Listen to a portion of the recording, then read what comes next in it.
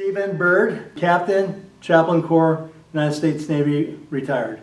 Well, it was, we usually had a duty chaplain. They know who the duty chaplain was, and we had a rotation.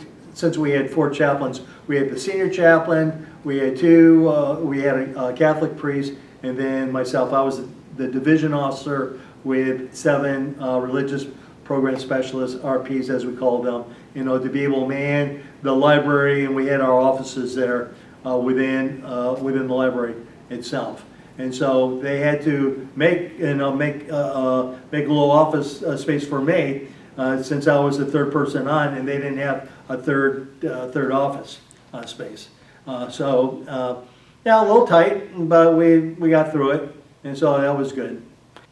No, it was no Thanksgiving, no Christmas, because it was right after, it was in April, so there wasn't anything major during that time. We did have the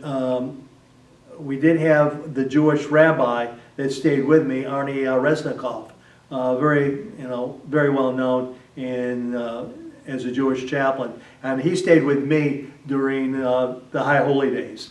So that would be in October time frame. He stayed with me while he went to the other ships as well. And so yeah, I was on the Holy Hilo, as we called it, going to the other ships, and I did several services on some other ships during that time.